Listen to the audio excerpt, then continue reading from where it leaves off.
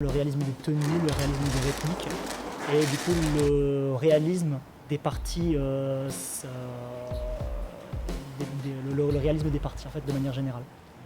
Le Mislim c'est quoi en fait? C'est la simulation de tactiques et de techniques militaires.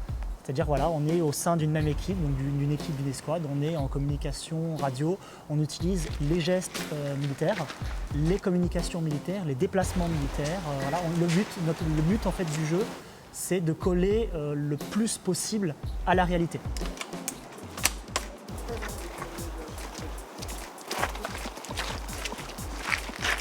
Les deux seules règles obligatoires, c'est donc déjà d'être majeur, parce que la vente de répliques est interdite aux mineurs, et même la pratique.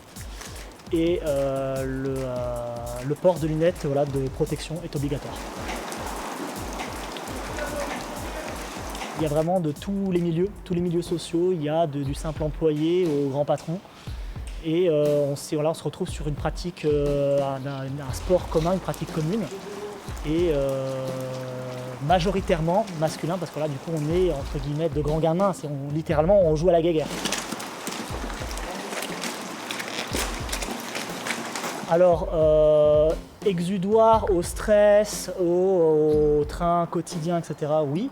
Défouloir pour libérer sa colère, non. Voilà, donc tout dépend de quel sens on prend de défouloir.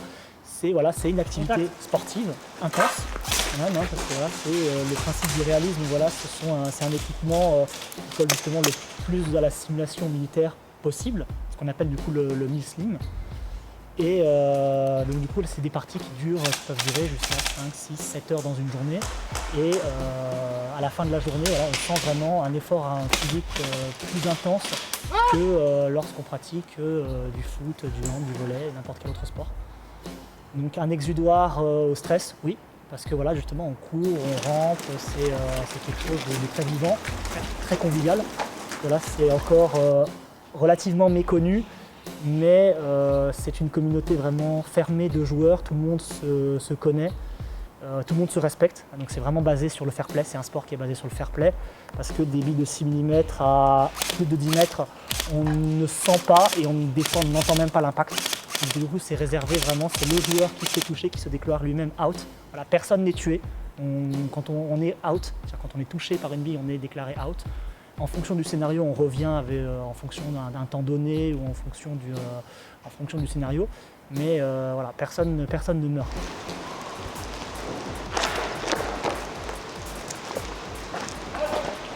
Out. Out. Bon voilà. J'ai senti une bille sur l'impact là. Mon collègue peut peut-être pas le savoir, mais je me déclare out. Je suis fair play. C'est vraiment basé sur le fair play. Et sur la convivialité, voilà, c'est un sport justement où on se retrouve le samedi, le dimanche, pour toute une journée. Voilà, on partage un repas, une activité, un plaisir commun. Et c'est quelque chose de superbe.